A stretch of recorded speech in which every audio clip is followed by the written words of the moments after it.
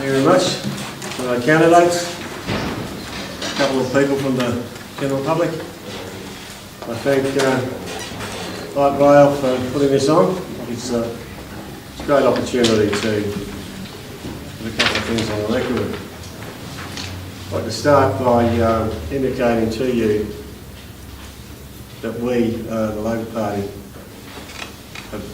reckon that Light Rail is the way of the future. It is the way we'd like to see the mass transit down our spines from our town centres.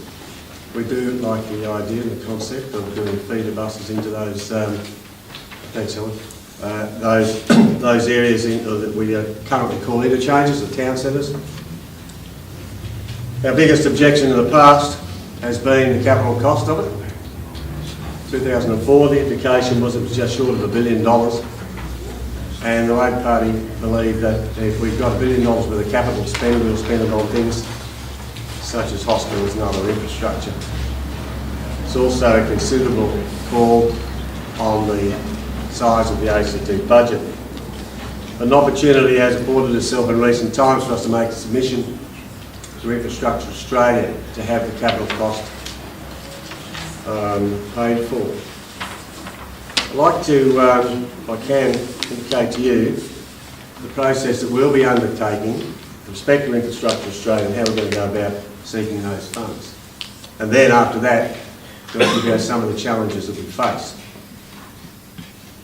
Our approach to Infrastructure Australia will be in two phases: an interim business case before, and then the stage 2 will be a full business case if Infrastructure Australia agree with our first approach. The interim business case would need to include an updated costing based on the 2004 proposed routes, but also including East Lake, Molonglo and airport connections. Indicative design options and costings for City Light Rail connections, which are not part of the 2004 study. Staging options that demonstrate value for money for the Territory and for the Commonwealth through Infrastructure Australia.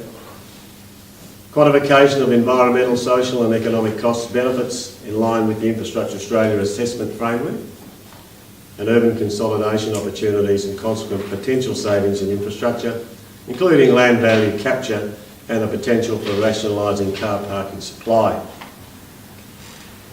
This business case will require detailed transport modelling, and to that end we have commissioned PricewaterhouseCoopers to do the work for us. I'll explain a little bit more about what they're up to in a minute. The second stage, the full business case, will naturally or should include the cost for a bus feeder system to support light rail. Include the cost-benefit analysis, including potential routes and stageability options, the environmental impact, cost-benefits of light rail in more detail, other transport measures that will be required to support light rail, and a quantitative assessment of the land use benefits of light rail. That is urban consolidation and land use benefits. It will build on the first stage.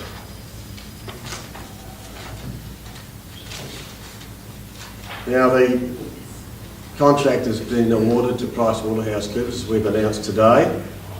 It shows our commitment to this. Our first stage is going to cost $170,000, and we've committed that. The stage 2 will cost around about $500,000. Now, that shows a commitment that we have to public transport in the ACT. This is on top, of course, $40 million worth of expansion to our public bus system, $58 million worth of rolling stock for action. A lot of work around our interchanges and signage and attracting people onto public transport, which has seen well over 7% increase in patronage. We're now getting an average of 24,000 adult boardings a day, which is sensational. And of course, the major part of our transport reform is to have mass transit down the spine from interchange to interchange with feeder buses into those interchanges. So what, of course, we're talking about here, we need to talk about at some stage, is the cost-benefit analysis, the environmental impact, and all of the positivities about switching from those buses along the spine to light rail along the spine. And we need to do that work, and we're going to do it. The scope of works provided to PwC for the light rail business case includes modelling and quantitative assessment of economic, environmental and social costs and opportunities of light rail, a review and determination of the first phase of routes, including the 2004 Public Transport Futures Feasibility Study as a base, but taking into account changes since 2004, like the growth of City West, the expansion of the Commonwealth in the Parliamentary Triangle, the new Greenfields developments planned for East Lake and Longlow, and of course the airport. And with respect to light rail, I disagree that the existing rail line into the Kingston railway station is a good place to start. I don't think that's the right place to start at all. I think if we're going to start, we will do to join up the town centres into the city area. And then we need to look at the urban density along those routes. That's where our priority should lie. It also includes the assessment of potential for land value capture, as I just described, urban consolidation and transit-oriented development, particularly at key stations along the route, the identification of opportunities for partnership with business and community, the development of the business case and submission to Infrastructure Australia and of course peer review. It'll have detailed information on the project costs. We don't have that at the moment. We rely in our arguments on outdated numbers. We talk about 2004 numbers because they're the only ones we've got. Everybody else is using numbers which they have compiled somewhere else. We need to have a shared data set, a shared set of numbers which has up-to-date cost-benefit analyses, etc. We need to look at the costs and opportunities for the existing Action Bus operation. What will happen, for example, the Action Bus operation if it ceases to exist between our town centres? How do we apply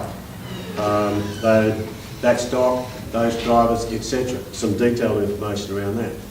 We need to know project delivery costs and the direct construction costs, contingency and allowance for cost escalation. A lot of our discussion has not, for example, included maintenance depots, spur lines that have to exist. How do we get around for example, Black Mountain? How do we take light rail down Northbourne Avenue, having regard to environmental and heritage issues? We need to look at those things positively, look for a solution, as well as acknowledge the difficulties. And we need to look at the potential impact of carbon pricing on cost estimates in the light of the introduction of the Carbon Pollution Reduction Scheme in 2010. We are absolutely positive about looking at light rail as the way to go in the future. We need to look at how much it's going to cost. The Commonwealth, if we put the right business case forward, may look upon us favourably and may give us the money to do the capital work to bring it about. We need to do the homework now, before that money arrives, about the recurrent cost of it. Now, it's a net cost, and if it is a net cost and we are prepared to wear that net cost, what will not be provided to pay for it?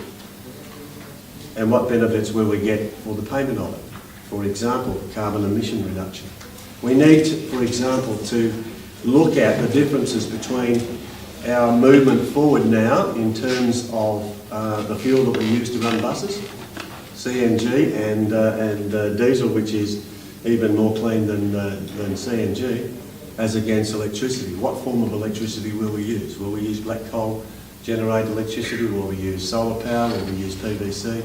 All of this needs to be put together into a package for us to say, if it's going to come at $1 extra cost, is it worth it? If the answer is yes, then we move forward as a community. And we need to move forward as a community. We do not need to rush headlong into something which is going to cost us a lot of money too early. And we believe this work needs to be done and will be done to the extent where we're investing well over $500,000 to actually bring it about. So, ladies and gentlemen, I hope there is no doubt in the room that Labor is committed to looking very, very seriously at light rail. My objection to it in the past, in the public record, has merely been around the provision of the capital cost in it, and I don't have that now. I wish to move forward on it, we wish to move forward on it, and of course we will be doing so. We see so many benefits in this, that had we had the $1 billion to spend, we would have done it earlier. So, ladies and gentlemen, we're happy to take questions from you. I won't use up any more of your time.